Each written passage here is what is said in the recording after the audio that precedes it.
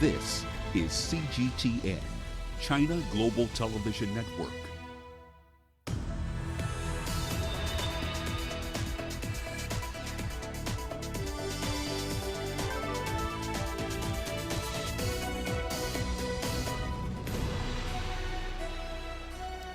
Hello there and welcome to Global Business Africa. We'll be giving you insight into Africa's business and financial markets.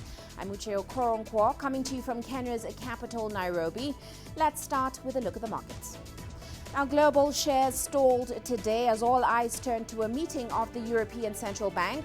Meanwhile, we saw emerging market stocks snapping a six-day losing run today. MSCI's emerging market index rose as much as 0.7% on the day. But of course, it did cut some gains as optimism from a Wall Street rally died out today. Now, weighing heavily on investors right now is the prospect of a longer period of economic duress in light of the pandemic. On the continent, South Africa's JSE did climb over 1% as market players hoped the ECB's decision would of course boost equity markets globally. In Nigeria, the NSE was up slightly. Banking stocks such as Zenith, Axis Bank and GT Bank boosted the all-share index today. Now, also coming up on today's show, COVID-19 restrictions do little to save the planet from the accumulation of greenhouse gases. And Kenya Airways CEO remains hopeful despite the airline being in financial turbulence. And the farms are ripe, but there are no laborers for Algeria's wine farms. Now, concentrations of greenhouse gases in the Earth's atmosphere have hit a record high this year. A United Nations report shows that the economic slowdown amidst the pandemic had little long-term effect. The sharp but short dip in emissions earlier this year represented only a blip on the build-up of climate-warming carbon dioxide. While daily emissions fell in April to just 17% relative to the previous year, those levels were still on par with 2006 emissions, underlining how much global emissions have grown over the last 15 years. Now, the report also details how climate change is expected to put hundreds of millions more people at risk of flooding. Access to fresh water is also projected to worsen, with the number of people living in water-scarce areas estimated to reach 3.2 billion from a previous estimate of 1.9 billion. At the same time, we have seen the main greenhouse gas concentrations to grow. Especially, we have broken records in concentrations of carbon dioxide, methane and nitrous oxide.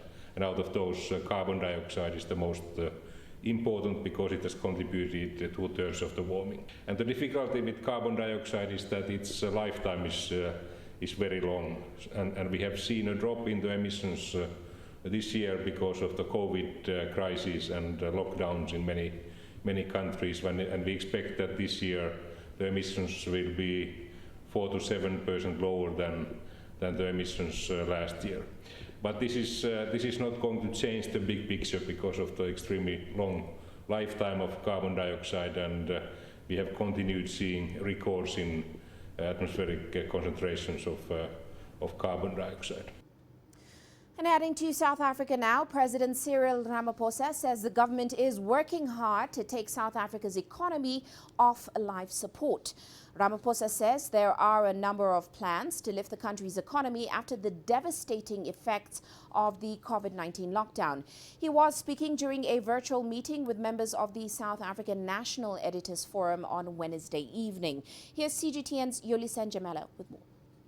President Cyril Ramaphosa has hosted a virtual question and answer session with senior journalists, editors and analysts. The president's engagements are part of ongoing conversations with all sectors of society. A number of issues were tackled here. These include the plans to revive the struggling economy, the coronavirus and a lockdown imposed in late March to curb the spread of the coronavirus pandemic brought South Africa's economy to a near standstill. As we now go into the recovery process, we are now going to focus more on implementation. And this is where I want to see the implementation taking place, and it will be directed from the President's office. some aspects of this recovery plan will be funded through a variety of mechanisms. The private sector will play a key role, government will play a key role, and we will all need, as I said earlier, to put shoulder to wheel to make sure that this recovery plan works. Ramaphosa's government has identified a number of key areas which will be prioritized for implementation. They include infrastructure investment, a mass employment program, and economic reforms. And we are pleased that we've been able, through the Infrastructure Investment Office in the Presidency, we've been able to identify key projects across all our provinces that we can embark on. And some of them are shovel ready, and some of them are almost ready at the press of a button very shortly, and they will create quite a number of jobs. The president also told these editors, senior journalists and analysts that his administration is steadfast in its commitment to tackling rampant corruption and will give law enforcement agencies additional resources to enable them to do their jobs. We're looking at broader measures to tackle corruption in general, from strengthening and better resourcing existing law enforcement agencies to establishing a permanent multidisciplinary entity to ensure more effective detection and prosecution. Meanwhile, the president says the COVID-19 vaccine, when eventually made, should not be made at a price too steep. We're saying the whole continent of 1.2 billion people is going to be the second biggest market, possibly the third after China and India and us in Africa. And so therefore, we need to be at the table. We need to be talking more and more about access. And of course, there is a cost attached to it, but it should not be at a price where excessive profits are going to be made. The economy recovery plan is expected to be finalized within a month. Yulisa Njabela for CGTN in Johannesburg, South Africa. And still in South Africa, Africa's largest supermarket retailer, Shoprite, says that it's reviewing its position on the continent. It has stores in about 15 nations across Africa. The group is now growing strongly in South Africa, but its investment returns from the rest of the continent haven't been as successful. Well, CGTN Sumitra Naidu has those details. The Shoprite Group posted a sterling set of results this week. Despite a hard lockdown, Shoprite made a strong turnaround from last year and managed to lift sales to record levels in South Africa. But the group's non-RSA operations didn't fare as well as expected. Non-RSA sales declined 1.4% in rand terms. We didn't only have to deal with the complexities of the South African regulations and COVID lockdown rules. We had to contend with 13 other countries with various states of flux and impacts on the economy. And non-RSA at the moment is a story of weak currencies. We are seeing currencies devalue almost daily. As an example, Angola, since the COVID restrictions have devalued another 54%. Shoprite announced last month that it would be setting up its stores in Nigeria. The group opened its first store in that country back in 2005. We've been there quite some time. We must not forget that we are now exactly on the anniversary on the 5th of September with the xenophobic attacks, and we now actually realize how big that was. There's been a lot of legislative changes in that country, and we're not the first to looking at an alternative trading model there. Kenya, which was the last country Shoprite ventured into just 2 years ago, will also lose the brand. Kenya was a greenfields project. We went in there with a very clear plan in terms of the number of sites that we wanted. Eventually, it did not work out exactly the number of sites in order to give us the critical mass that we required. We went into COVID, it exacerbated the whole scenario, and we then decided that we're not gonna throw more money behind that. Shoprite may pull out of more countries in the coming months. We are looking at our total non-RSA portfolio and judging that in terms of the required return on investment that we have to give shareholders. And we're looking at that systematically, country by country. Shoprite has grown its footprint across Africa since 1979. It serves over 35 million people across Africa and employs over 141,000 people. Sumitra Nadu, CGTN, Johannesburg, South Africa. Well, let's head to Egypt now. The country has adopted new regulations for its capital markets that are aimed at boosting domestic and foreign investment. Now, the legislation allows private property funds to provide finances for projects that have mainly stalled. It also paves the way for individual projects and companies to be listed on the stock exchange, enabling them to raise additional funds from the market. Here's CGTN's Yasser Hakim with more. Naturally, investments in Egypt have taken a hit due to the COVID-induced economic downturn. This has prompted officials to review the capital market law. The aim is to study ways to stimulate the market and restore investors' confidence. The government is hopeful the amendments will help spur investments to the North African state. The most important amendments were concerned with facilitating the work of non-banking financial investments. The real estate funds in particular have been the focus of these amendments. Now it's easier to merge several companies into one portfolio, or even the acquisition of the whole fund by large investors. This helps fund managers to partner with several companies and have the ability to pump more investments in the market than before. Real estate is important for the government because of the large number of job opportunities it provides. It's also an attractive investment sector for local and international developers. The sukuk are another major addition to the law. These are Islamic bonds that had required an official fatwa from Al-Azhar to be implemented. Their approval paves the way for an influx of huge investments from international Islamic funds and will give a much-needed boost to the capital market. Other amendments captured in the law relate to the protection for small investors. One of the complaints before the amendments was that the capital market did not protect small shareholders. In the case of acquisitions, they were cast aside. The new law protects them and ensures that they have their say and receive their rights. To lift the burden off investors, the Central Bank of Egypt has foregone approximately $3 billion of debts on struggling companies and factories. The CBE governor also announced the release of about $13 billion to support the business and industrial sectors due to the downturn caused by the pandemic. Yasser Hakim for CGTN, Cairo.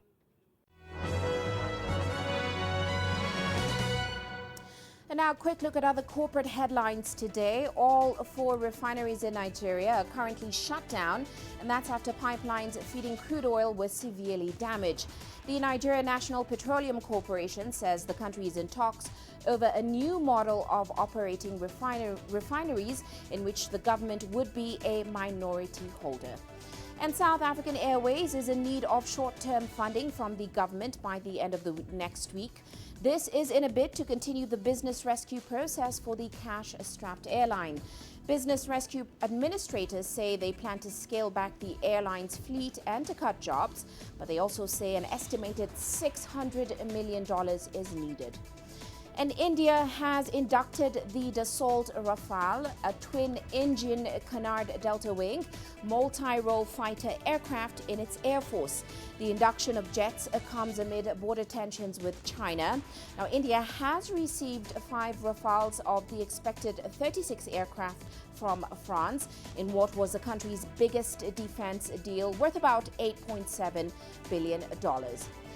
And South Korea's LG Electronics has invented a battery-powered filtered face mask. The product is designed to reduce problems associated with conventional designs, such as breathing difficulties and fogged-up glasses. The PuriCare wearable features 2 fans and high-efficiency particulate air filters that, of course, clean air coming in and exhaled breath going out. It also comes with a case that charges the battery and disinfects the mask with ultraviolet light. The device is expected to be available in the 4th quarter in selected markets. And that is a look at our corporate headlines.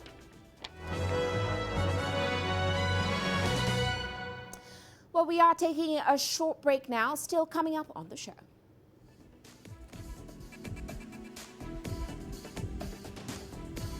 Tunisia sets aside money to support its hurting tourism sector. And the coronavirus threatens to phase out movie theaters in Nigeria. Every story starts out like this. Okay. We'll head up now. But beyond the rush of the numbers, there's always a more fundamental question. What happened? Who has been affected? When market-moving decisions are made, who's responsible and why? Let's get some reaction on ground. Joining us in Johannesburg is Citroen. Hello, Nairobi. This is how all stories begin. See how they end. Only on Global Business.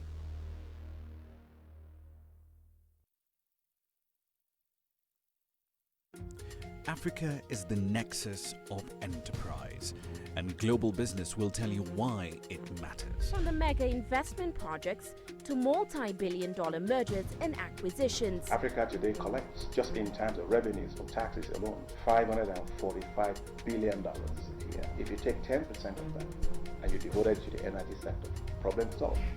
All this on Global Business, weekdays at this time on CGTN.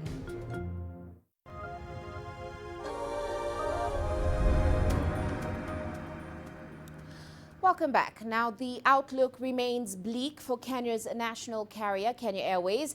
This has been made even worse by the anticipated slow pace of recovery in the airline industry. Now, KQ expects 2020 results to be significantly negative and demand to remain at less than 50% of 2019 numbers for the rest of the year. The carrier already saw half-year losses widen 67% for the 6 months through June, while revenue slumped by almost 50%. Well, Chief Executive Alan Kilavuka says focus for the rest of the year will be ensuring that the survival of the company through cash preservation and raising much-needed revenue through cargo charters and passenger repatriation flights. I spoke with him earlier. Overall, we believe we have lost so far something close to $400 million from beginning of the year to date, if you compare with 2019, and if you project it to the end of the year, we think that we will ultimately lose about $700 million, again, compared to last year. So that is about more than 50% drop if you compare year to year. We've seen, on resumption, we have seen that the loads are, as expected, they're quite low, averaging, say, between 50 to 55% on average. Some routes doing better than others. We've also been unfortunate that some of the destinations are still not open. There's still restriction of entry into some of the countries. And even those ones who are open have restrictions on the number of flights we can do. So all those things are leading to our focus being a little bit worse than we had projected initially. Well, we do know that cargo operations, they were a significant lifeline amidst this pandemic. You had nearly 4,000 tons of cargo moved in the first half of this fiscal year. So as we see economies across Europe, Asia gradually recovering, are cargo volumes improving as well? What is the estimated revenue yield for the full year from cargo? Yeah, thank you for that, Uche. Yeah, cargo has been a lifeline. It is indeed true, because those cargo flights were the only flights which were allowed to continue flying, even cessation of movement. And so that has been helpful. Now, we keep reminding ourselves that, cargo, a lot of the cargo is still carried in the passenger aircraft, so in the belly of the passenger aircraft. So the fewer passenger aircraft that are available means that there is fewer cargo that you can uplift. However, we have converted some of our passenger aircraft and repurposed them for cargo, which has helped to steady the number of passenger flights that we can do. Now, in terms of tonnage, the ambition is to get to, at the minimum, 70,000 tons full year. We hope to do that. It's going to be a tough one because of the limited number of passenger aircraft that we use to ferry cargo. But overall, I think strategically speaking, cargo has been about less than 10% of our business. What we want to do going forward is to increase the role that cargo plays in the business by moving it from below 10%, about 7%, progressively to 12%, 15%, and eventually long-term to something like 20% of the business. Well, before we touch on your operations going forward, can you give us a sense of your cash position? We know by the end of June you had about 1.27 billion Kenya shillings in cash and cash equivalents. 40% of that was blocked in other jurisdictions. So how much longer can you remain cash positive? Yeah, Uche, that is a critical point. Since the cessation of movement in March, what our main aim has been to conserve cash. And that still remains our main responsibility. Our main focus is to conserve cash as much as possible by asking for deferrals of payment, sometimes even just outright reduction in expenditure cost. And that continues to be the same. So we've had cooperation from both our creditors and our employees. They have accepted to take deferrals of their pay.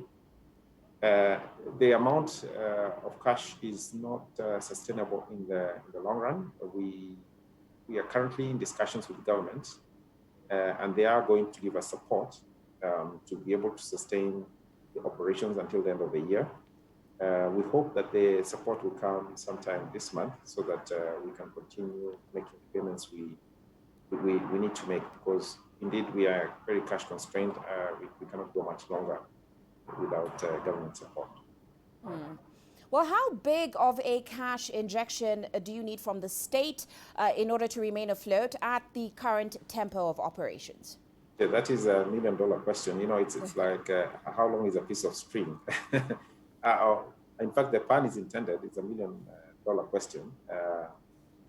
We need. The business needs to be recapitalized, and that's what has happened in most other airlines. The business will definitely need to be recapitalized. We of course need some funding today. Going forward, we've asked the government to consider giving us as much as they possibly can afford. And I don't want to jeopardize those discussions because it's still a number that we have in discussion with the government about. Well, on that note, can you give us a sense what the main bottlenecks are in those negotiations on downsizing the carrier with, of course, the Pilots Association and the cabin crew unions at the moment? Give us the latest on that. Thank you. And first of all, I need to say upfront that a lot of those matters are in court, so I am not going to be able to exclusively or extensively talk about them. But we currently are in discussions, active discussions with both unions to find an agreement on the way forward. From what I understand, the union's position, I know, first of all, their mandate, as you know, is to preserve jobs as much as possible. And so is ours. I think the point of disagreement is we are thinking about taking sacrifices today so that we can have a more sustainable long-term sustainability of the business. And they're pushing back on that and saying that we need to do it differently. So what Uche we have done is between this week and next week, we're having very extensive discussions with them so that we can unlock the disagreement and see whether we can have a common way forward. The longer this takes, the longer there's a lot of pain in the organization. So we need to conclude it as quickly as possible. And that's the point that I'll be making to them and to everybody else so that we can move forward in one sense or the other. Well, can you also give us an update on those talks on buying out both KLM and the consortium of banks, which of course did a debt equity swap with the airline? Yeah. Yes, there is currently ongoing discussions between the National Treasury of the Kenyan government and those shareholders, which you rightly point out, KLM, the Kenya, we call them KQ lenders, which is the consortium of banks that you referred to, and also minority shareholders who trade with the company.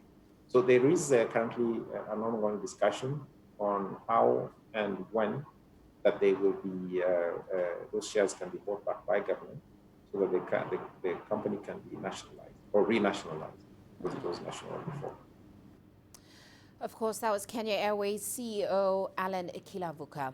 Well, let's shift our focus now to Tunisia. The country's new tourism minister has warned that the outbreak of the coronavirus could wipe out gains made by the sector over the last 60 years.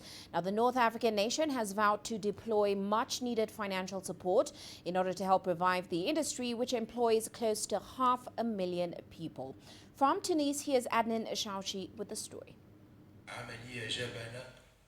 Tunisia's tourism ministry has unveiled a stimulus package to 8 hotels and tourism players, with funds to ride out the downturn caused by the COVID-19 pandemic. The state will not abandon the tourism sector. We will provide direct financial support to keep the remaining hotels open and to preserve jobs.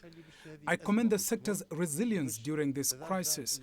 We will ensure tourist activities return to normalcy after the pandemic.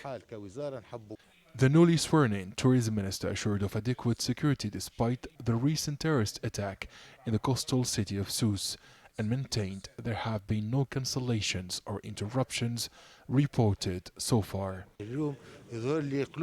Our hearts are with the National Guard victim and his family. Yes, we are hit by terrorist attack, but it did not impact tourist activities. Tunisia remains a safe destination which applies strict security and health protocols in accordance with international standards. Tourism experts have expressed optimism that the North African state could attract over 9 million visitors in 2021 if the coronavirus crisis ends this year. This is crucial to the industry that provides 10% of the country's gross domestic product. The objective of the tourism sector is to work 365 days a year without interruption. We must diversify our offers and services to attract more international tourists to the Tunisian destinations in the post-COVID-19 crisis period. Tunisian authorities are promoting alternative and domestic tourism to make up for the losses during the coronavirus crisis. In addition, a short-term action plan is currently being devised to prepare the recovery of the tourism sector. According to recent statistics published by the Central Bank of Tunisia, the country's cumulative tourism revenues fell by 61% to $500 million at the end of August 2020. The current health crisis threatens over 1 million direct and indirect jobs in the tourism sector. Adnan Shawishi, CGTN, Tunis. Now, the COVID-19 pandemic has had a substantial impact on Nigeria's entertainment industry. Cinemas have been forced to close to curb the spread of the virus. Operators are also grappling with the crisis as massive revenue shortfalls force their businesses to shut down. Here's CGTN's Kelechi Mekalam assessing the impact the shutdown has had on the sector. Silverbird, one of Nigeria's biggest entertainment hubs, has remained a shadow of itself for nearly 6 months now. Before the COVID-19 pandemic, this center played host to nearly 21,000 cinema enthusiasts every week. But dark, dingy cinema halls, empty seats and ticketing stands have taken over the once bubbly arena, and operators are left to deal with the impact of the lockdown. Being shut down means no business. These are harsh realities, to be sincere. So while we are campaigning to reopen, there are real issues such as the rents and the service charges and salaries that you have mentioned not being changed. Nothing is being adjusted. The rents are not being adjusted. The service charges are not being adjusted. So while we have told the government that 50% attendance will be what we will do when we reopen, the truth is, on 100%, it was even a challenge running individually, speaking as an individual business now, running the business, let alone 50% attendance for customers. We movie lovers that love to go to the cinemas, it's been a very, very tough time. And we do hope that cinema gets to open very soon so that we can go back to a normal lifestyle. Small businesses like gyms, restaurants and kids centers who've leveraged on the cinema traffic are also affected. I think every business in the mall is interwoven. People might come for cinema purpose, but by the time they get to the mall, they see a new business that they will also want to patronize, and they will patronize. So because of this interwovenness, the restrictions has really brought down everything, because the cinema has not been there anymore. Generally, if the lockdown is lifted, there will be upsurge of business activities.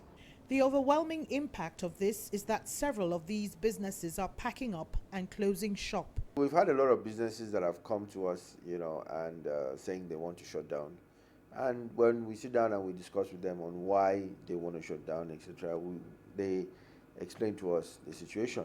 So those are the places that we can come in and say, okay, you know what, let's do this. Instead of you to pay up front, let's break down your payment for you. I know you can't afford 1 year rent. Pay it monthly. There's been a tremendous surge in Nigeria's cinema culture. According to the Cinema Exhibitors Association of Nigeria, Nigerians spent about $17.32 million on cinema viewing in 2019 alone. That's over 200% increase from the $5.3 million spent in 2018.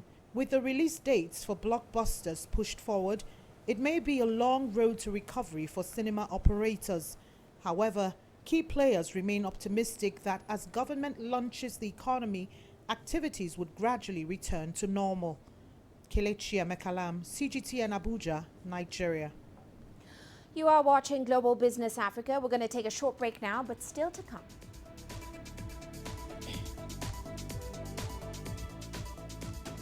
Some of South Korea's biggest electronics exporters to stop supplying chips to Huawei next week. And car maker Citroen unveils a two-seater car targeting teenagers.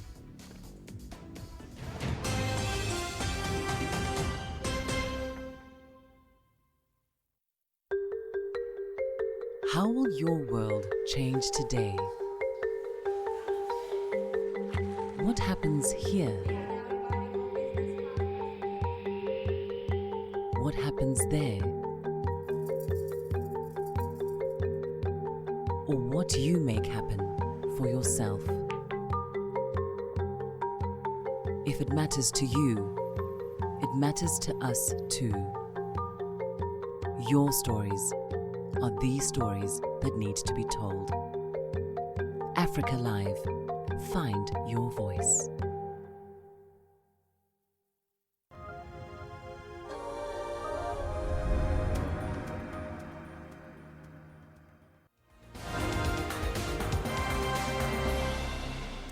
And 1:30, let's recap other headlines for the day. A 3-day national consultation on Mali's political transition has begun.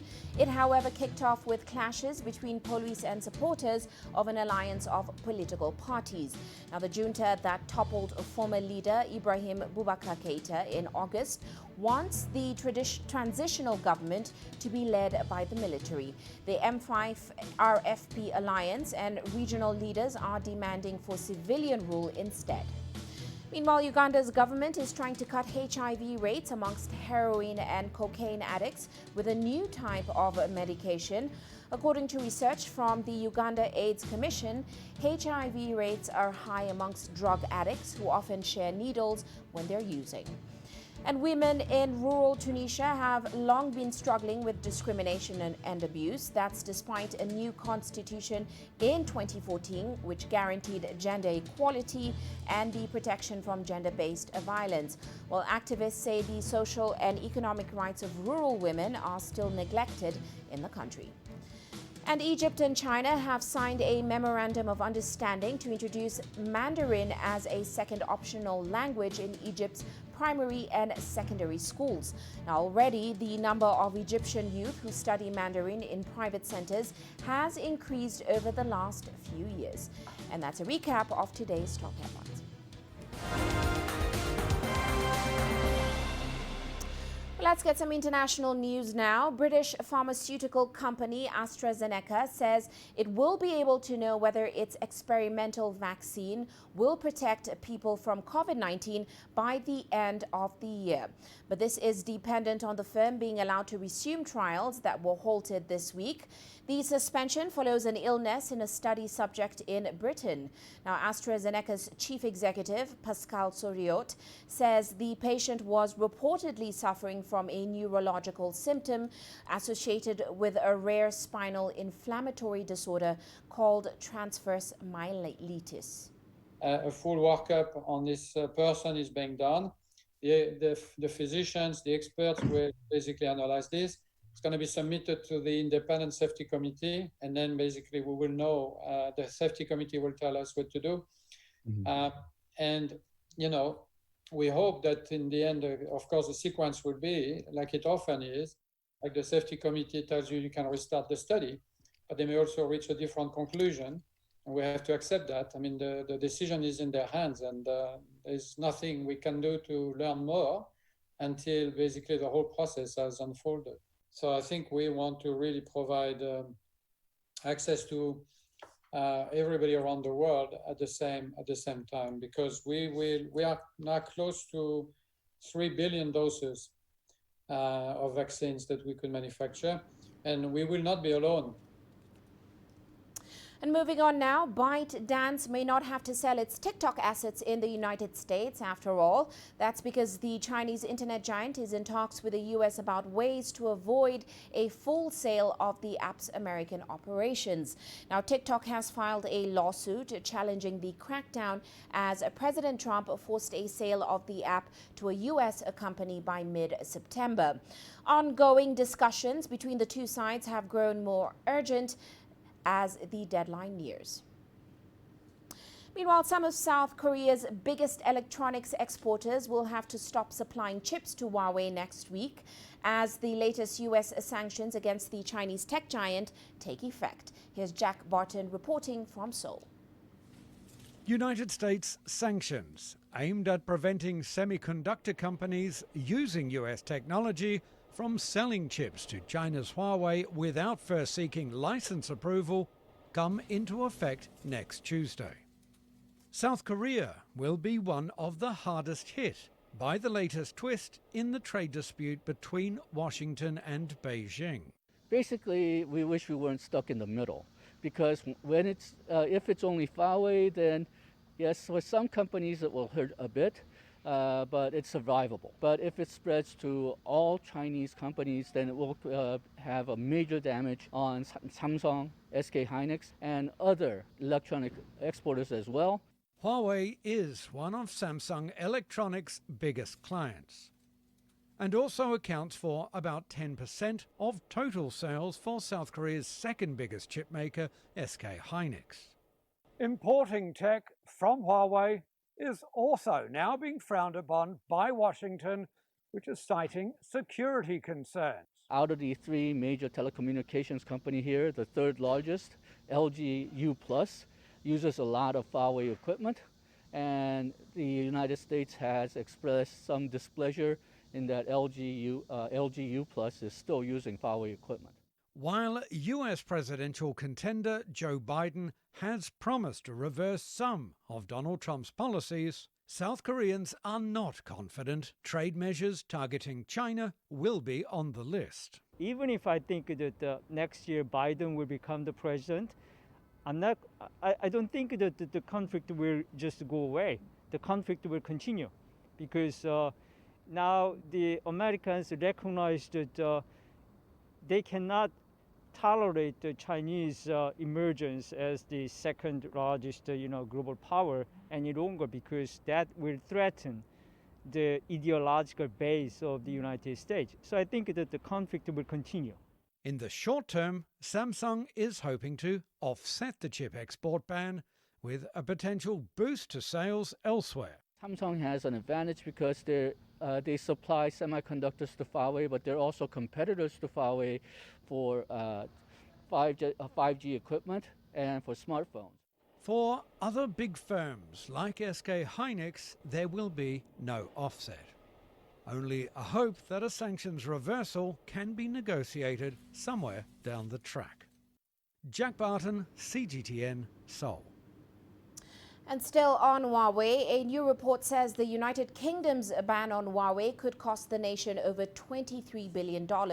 Now, Britain had originally said the Chinese tech giant could play a role in its 5G network, but it changed course, demanding Huawei's full removal by 2027. Now, Jambrakil reports now from London. The UK's decision to ban Huawei from its 5G networks was a controversial one. A new report says it could be costly too. Research firm Assembly predicts the move will cost the country's economy almost $23.5 billion and says the British government hasn't weighed up the total impact. This doesn't just cost the operators money.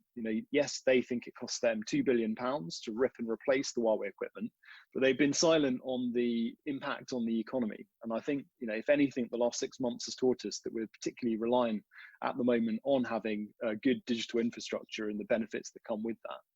The report was commissioned by Huawei in response to the decision reached in July. That's made it illegal for UK telecoms operators to buy 5G equipment from the Chinese tech giant from next year. The government expects the move will delay the rollout of 5G by up to 3 years. So what's behind the latest figures? Well, the researchers say £10 billion will go in lost productivity, which can't be recouped. Almost £5 billion will be lost in the mobile sector, with a further £2 billion in related industries. And it says the British economy at large will lose a further £1.5 billion as a result of the delays. Aside from the financial cost, the report claims the UK's decision to ban Huawei risks jeopardising its global leadership in a technology that's going to be crucial to life in the 21st century. And with the global pandemic still swirling around, it thinks investment will also be hit. We've got 5G networks now from all 4 of the operators, and they cover now beyond, I think, probably 200 cities. So we've got a good leadership with 5G. The risk is the operators are going to have to take their foot off the gas while they go and replace equipment they've just put up. The UK government didn't respond to our request for comments, but it's previously said the ban on Huawei was based on national security concerns, despite its financial costs. This latest study suggests Britain may have to pay a higher price to turn its back on the industry leader. Naweed Jabarkil, CGTN, London. Meanwhile, Huawei says that Poland's draft cybersecurity law may be aimed at excluding it from developing the country's 5G network. Now, Huawei spoke after Poland published criteria on Tuesday for assessing the risk of telecom equipment providers. The proposed law says that vendors will be divided into 4 groups depending on their potential threat to the country's cybersecurity. The law also prevents telecom operators from buying equipment from suppliers who are seen as high risk. Meanwhile, a fresh survey shows that European companies in China are more concerned about political issues meddling with their operations. The European Chamber of Commerce in China said in its annual report that its members are increasingly worried about becoming the victim of political tensions. That is after China's national security law for Hong Kong drew backlash in some European nations. The report also said that pandemic travel restrictions are still keeping many European company employees from working in China. The report also believes that China is tightening access to foreign investors in sectors such as renewables, telecoms, and other high-tech industries. And shifting focus now, the European Union says that the British government has damaged a trust between the bloc and the United Kingdom. This follows crisis talks that were held in London after the UK government published a bill that acknowledges is in breach of the divorce deal.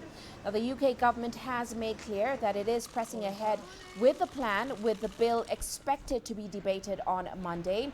The UK government has published a legal opinion saying that the British Parliament is sovereign and so could effectively do as it wished.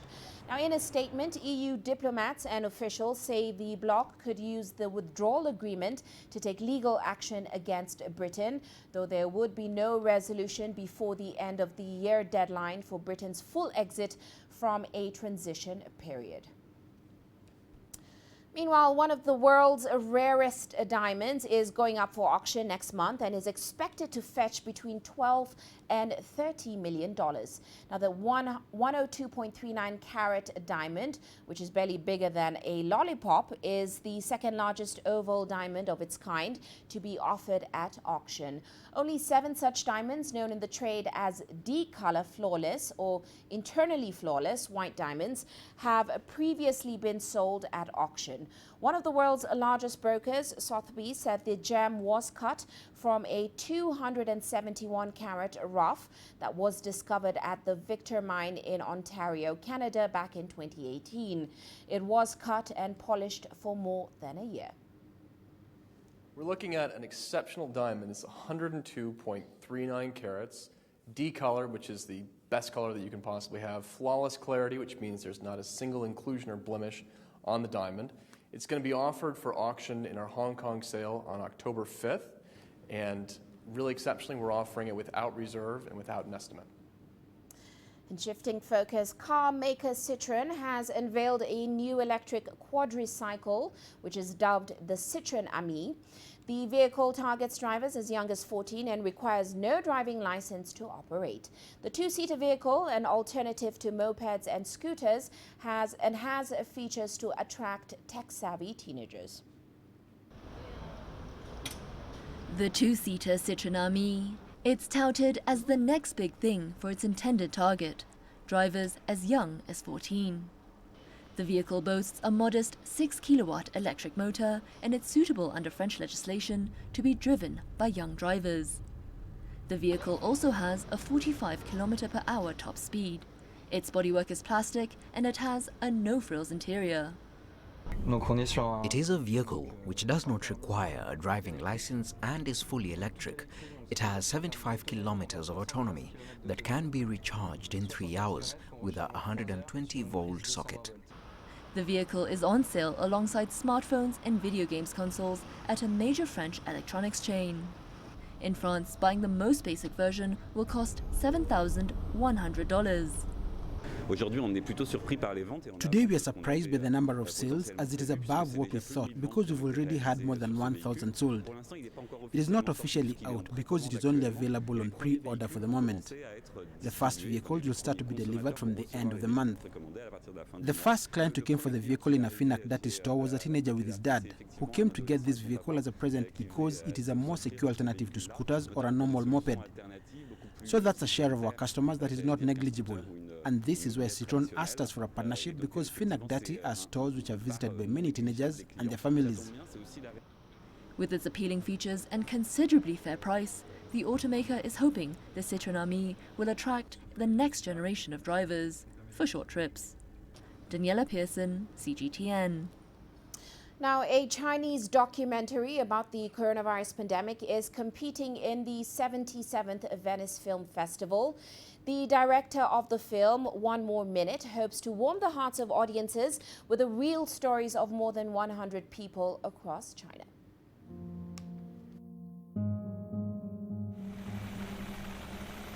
It started like any ordinary day, but became one most will not forget. We were at a panic when COVID-19 broke out during the Spring Festival. We were under pressure and not knowing what to do. The uncertainty could have dealt a huge blow to small businesses like ours. As a filmmaker, one wanted to record what was happening. The normal filming rules didn't apply during lockdown. Then the idea of a crowd-sourced film came up. We then started a project to collect 1 minute of people's lives across all walks of life.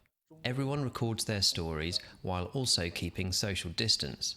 124 people from China's 32 provinces and regions recorded their lives on one day at one specific time, February the 20th, 2020, at 10 a.m. local time. And these are just 3 of the stories. We meet a family of 3 returning to their old houses during COVID-19 in the remote mountains in Dingpo village in South China's Guangxi Zhuang Autonomous Region.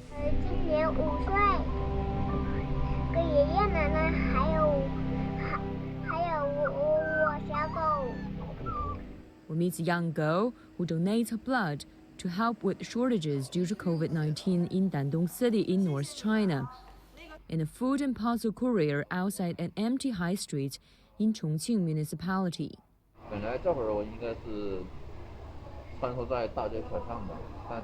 It was the team's and many others' first venture into the immersive world of virtual reality filmmaking. Whenever the viewers put on their headsets, they will immediately immerse all senses into the film and develop empathy. One More Minute is competing against the 31 works in the VR section of the Venice Film Festival, one of the first such events to go ahead following the industry freeze brought about by the COVID-19 pandemic. Many others have been online. Director Wan hopes that the stories real life of love and hope could strike a chord with an audience beyond China's borders. Zhang Yinyi, CGTN, London. Well, let's move on now and take a look at commodity markets today. Benchmark Brent crude fell, but it did stay above $40 a barrel today. Now, prices dropped after data showed that U.S. crude stockpiles rose last week. Also, the U.S. Energy Information Administration has downgraded its oil demand outlook. And let's take a quick look at metals now. Copper prices slipping today as investors question whether its recent rally was exaggerated. The metal rebounded about 50% from 45-month lows back in March. It is the best performing industrial metal this year, which has been helped by a recovery in top consumer China and, of course, tumbling inventories. Meanwhile, a weaker dollar helped to lift gold prices today to a one-week high. Well, let's head into a short break, still coming up.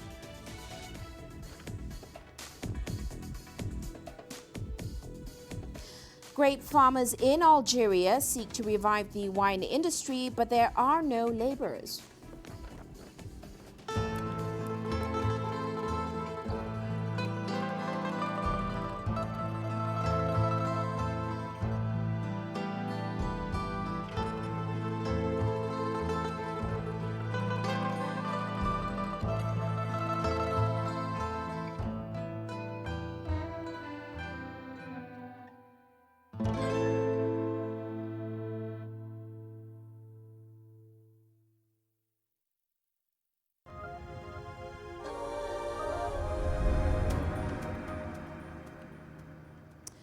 Now, when France seized Algeria as a colony in 1830, the country produced virtually no wine. By the 1930s, Algeria had grown into the world's largest exporter of wine, a title it largely held onto until 1962, and that's when the French ceded control of the country. Over the next 3 decades, production and exports gradually collapsed. Production almost stopped during a decade-long war in the 1990s, when many vineyards found found themselves in Islamist-controlled areas. Now, growers in the west of the nation are trying to revive wine production. Well, CGTN's Terry Wangari has their story. Algeria is one of the largest exporters of wine to Europe. It has slowly been losing market share. It's now trying to revive its historic production of the alcoholic drink and support local producers. We have everything that we need for farming in this country, even water. The only thing missing is labor. People don't like to work with their hands anymore. People used to work in the past, but nowadays they don't like working. They just want to make money and they don't do anything. Hamadouche Dahmane recently bought 4 wine cellars and maintains a 40-hectare vineyard. The winery and vineyard are located in Sidi Belabès province in western Algeria, which was once a center of the industry. Being a stronghold of armed Islamists during the country's decade-long war in the 1990s, wine production in Sidi Belabès came to a near halt, according to producers. Now, wine producers like Dahmane are calling on the Algerian government to help recapture the market. Here in Algeria, we used to be among the world's premier wine exporters. We used to produce about 22 million hectoliters during the 1940s, 1950s and 1960s. But now we have lost the market. We only produce about 400,000 hectoliters per year. The company, which was founded in 2004, uses around 40 old cellars for creating their wines. They believe that they produce a unique quality of the drink.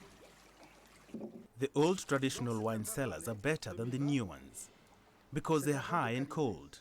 The old ones are better, they do not leak, but the new ones always leak. This one has been used since 1939 and it is still in good condition. Growth in almost all sectors has been weakened since the authorities imposed a lockdown earlier this year aimed at curbing the spread of the coronavirus.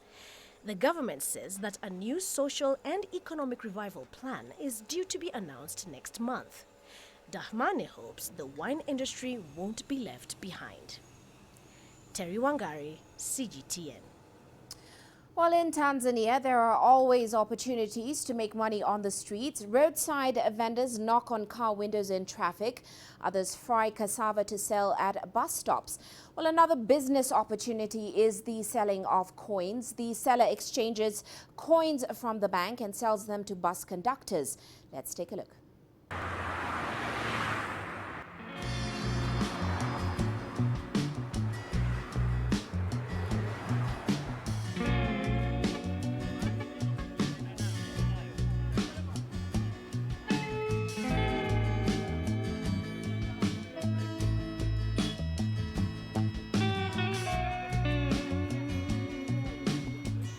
Jina langu bwana naitwa Dickson Onesmo. Hizo sarafu hapo unazoziona kwamba tunauza, sio tunabadilisha. Tunaziuza.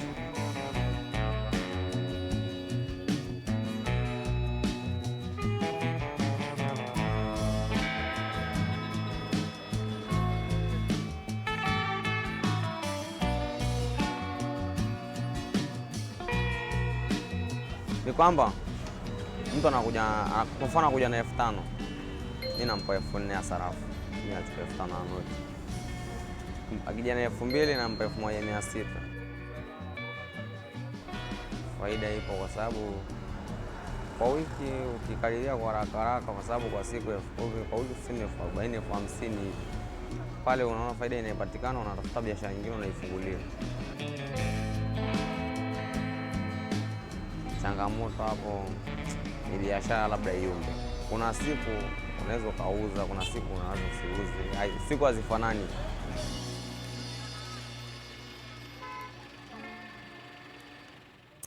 And before we go, here's a quick look at Africa's currencies today. South Africa's rand little changed after staging a decent recovery to 16.6 rand per dollar on Wednesday. It did slip about 0.5% during intra-trading today. Now, markets, of course, are watching for key data from the government, including mining and manufacturing data for clues on the economy. Meanwhile, Nigeria's exchange rate at the NAFEX window, that's the official window, strengthened to around 384 naira during intraday trading. At the parallel market, it continues to hover around 445 naira per dollar, as of course Bureau de Change operators wait for another forex allocation from the central bank. Well, that's it for this edition of Global Business Africa. Remember, you can send your feedback to the contacts on your screen. You can also follow us on our various digital media platforms. From me, Uche Okoronkwo, and the rest of the team, thanks for watching.